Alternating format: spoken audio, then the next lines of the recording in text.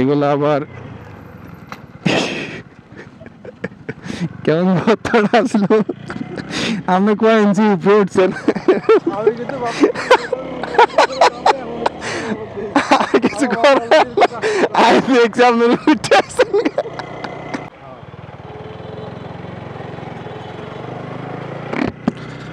এটা হচ্ছে লালপুর যাওয়ার রাস্তা। তো আজকে আমি সকাল সকাল হাঁটতে আসছিলাম আর দেখি যে আমাদের চৌরাস্তায় মহাসিন ভাই দাঁড়িয়ে আছে, যার একটি পেজ আছে যে ভাই বড় ভাই সবসময় মাছের নিয়ে ভিডিও করে। তো উনি মূলত লালপুর ঘাটে সর্বপ্রথম মাছ কেনার জন্য আসছিল। দেন ওইখানে আসার পরে উনি ফোন দিয়ে এভাবেই মজার ছলে ভিডিও করে। তো ভিডিও করার পরে এগুলো আবার কেমন ভর্তাটা আসলো আপনি কয় ইঞ্চি উপরে উঠছেন কিছু দেখছি আপনার উঠে আসছেন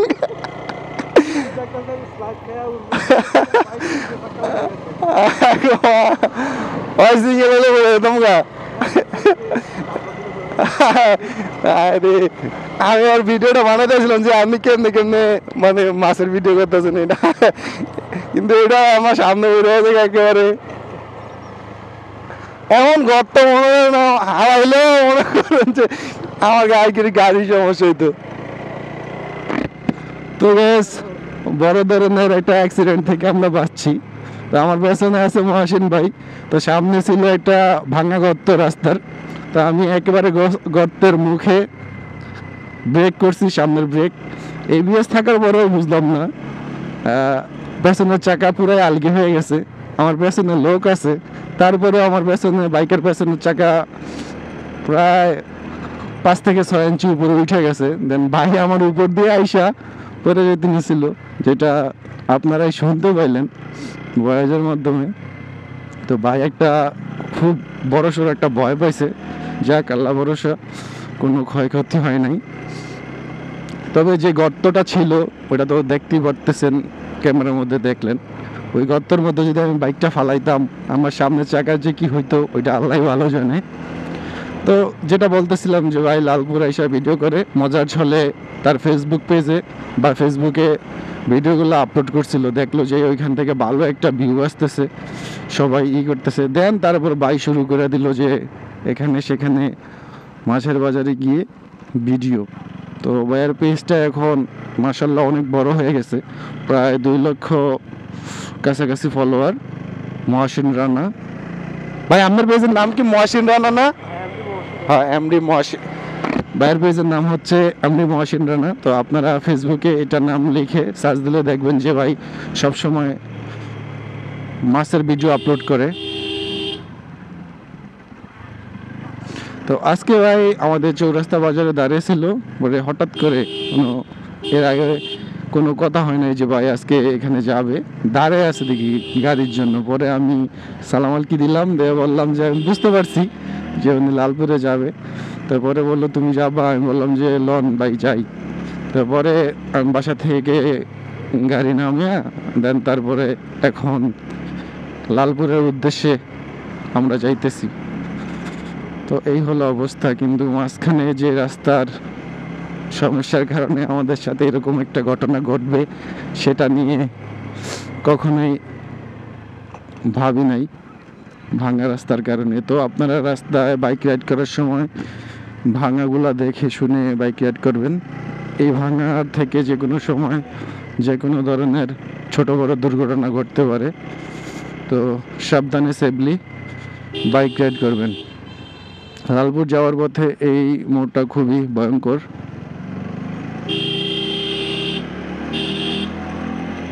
আর লালপুরের ভিডিও দিয়েছি, লালপুরে অনেকেই খুবই সস্তায় মাছ কেনার জন্য নদীর পাড়ে, মানে জেলেরা মাছ ধরে নদীর পাড়ে বিক্রি করে। তো এখানে খুব বাজার চাইতে খুব কম দামে মাছ বেচা কেনা হয়। তো যে কেউ চাইলে এখানে একেবারে প্রতিদিন কোনো অফ নাই, সকাল 11টা থেকে 12টা পর্যন্ত ওনারা মাছ কিনতে পারে, মানে নিলামের মাধ্যমে এখানে মাছ কেনা বেচা হয়। তো আপনারা চাইলে আসতে পারেন। আর এটার লোকেশন হচ্ছে চাঁদপুর জেলার বিষ্ণুপুর ইউনিয়ন, মেঘনা নদীর পার, লালপুর মাছের হাট বা ঘাট যেটাই বলেন। এখানে আসতে হলে আপনি যদি চাঁদপুর থেকে আসেন ষোলগড় দিয়ে আসতে পারেন, আবার বাবুরহাট দিয়ে আসলে আপনারা মুন্সিরহাট এসে নামবেন। নামার পরে যে কোনো রিক্সা বা সিএনজি অটোকে বললে যে আমরা লালপুর মাছের ঘাটে যাব, নিয়ে যাবে। অথবা মতলব থেকে যদি আসেন আপনারা মুন্সিরহাট আসবেন, মুন্সিরহাট এসে যে কোনো সিএনজি বা অটোকে বলবেন আমরা লালপুর ঘাটে যাব, তারপর ওনারা আপনাদেরকে লালপুর ঘাটে নিয়ে যাবে। খুবই সস্তায় মাছ কেনার জন্য। লাইট তো জ্বলবেই। আসলে এই যে লাইট জ্বলবে এটা শুনতে শুনতে আমি বিরক্ত। লাইট জ্বলার বিষয়টা একটু বলে দেই। কারণ ইন্ডিয়াতে এই লাইট জ্বলেই থাকে, কারণ কোম্পানি নিজেরাই এই লাইটটা জ্বালিয়ে রাখে, মানে হাই ডিপারটা ছাড়া যে বাইকে এখন জ্বালিয়ে রাখে। আর এটা কোনো সুইচও দেয় না, কিন্তু আমাদের বাঙালিরা না বুঝে কি করে ওইগুলো আলাদা সুইচ বের করে বাতিগুলো কেটে ফেলে, মানে আলাদা সুইচ দিনের বেলা অফ করে রাখে। তো এটা কোম্পানি দেওয়ার কারণ হচ্ছে বাইক একটা ছোট বাহন, এই বাহন যখন আমরা হাইওয়েতে রাইড করি, তো রাইড করার ফলে হাইওয়েতে অনেক বড় বড় গাড়ি থাকে, আর সেখানে একটা বাইক পিচ্ছি খুবই ক্ষুদ্রতম একটা বাইক বস্তু, তো সেখানে এটাকে অনেক সময় দেখা যায় না, যার কারণে সামনে থেকে যাতে লাইটটা জ্বালানো থাকলে বা অন থাকলে গাড়ির বড়সড় গাড়ির ড্রাইভার বুঝতে পারে যে না এখানে কিছু একটা আছে, তখন তাদের চোখে মুখে পড়ে লাইটের আলো, দেন তারা বুঝতে পারে যে না এটা লাইট আছে। কিন্তু গ্রাম অঞ্চলে আসলে দেখা যায় যে লোকজন বলে ভাই লাইট জ্বলে। আর এই লাইট জ্বলে নিয়ে আমার বাইকের একটা হিস্টোরিও আছে। যেদিন আমি বাইক কিনেছিলাম ঠিক ওই দিনকাই বাইক চালানোর সময় অনেকে বলতেছে লাইট জ্বলে, তো আমরা কিন্তু বাইকের এই লাইট কেটে, মানে তার কেটে সুইচ লাগানোর জন্য, মানে দিনের বেলা অফ করে রাখবো এরকম চিন্তা ভাবনার জন্য আমরা গিয়েছিলাম। পরে আমাদের যার কাছে গিয়েছিলাম উনি আমাদের সামনের ডিপার কেটে ফেলে, মানে পুরা লাইট নষ্ট করে ফেলে প্রথম দিনই, যেদিন আমি বাইক কিনেছি। দেন তারপরে আবার আমার জরিমানা দিয়ে 6,720 টাকা দিয়ে খরচ করে আমার নতুন এই 4B-তে লাইট ইনস্টল করতে হয়। তো এই হলো অবস্থা। তো তারপরেও এখন মাঝে মাঝে যে লাইট যে লাগিয়ে দিছে, যে ক্লিপগুলো লাগিয়ে দিছে, মাঝে মাঝে নাড়া খাইলে আমার লাইটের বন্ধ হয়ে যায় চলন্ত অবস্থায়। তো এটা একটা আমার সমস্যা, লং টাইম আমি এটা নিয়ে ভুগতেছি। তো এটা অনেকেই বুঝে না, জানে না, যার কারণে গ্রাম অঞ্চলে বলে ভাই লাইট জ্বলে। তো বিষয়টা হচ্ছে এই যে আমরা আস্তে আস্তে এসে পড়ছি লালপুর ঘাটে। দেখতে পারতেছেন আমার সামনে কত বড় বিশাল নদী। এই নদীর নাম হচ্ছে মেঘনা নদী, চাঁদপুরের মেঘনা নদী, যেটা চাঁদপুর বড় স্টেশনে গেলে আমরা 3টা নদী দেখতে পারি, ডাকাতিয়া, মেঘনা, পদ্মা মিলনস্থল। আর এই সেই বাংলার ঐতিহ্যবাহী মেঘনা নদীর পারে আছি আমরা এখন। কত সুন্দর মনোরম পরিবেশ, এখানে আসলে আপনার মন ভালো হয়ে যাবে, এটাই স্বাভাবিক। কত সুন্দর পরিবেশ।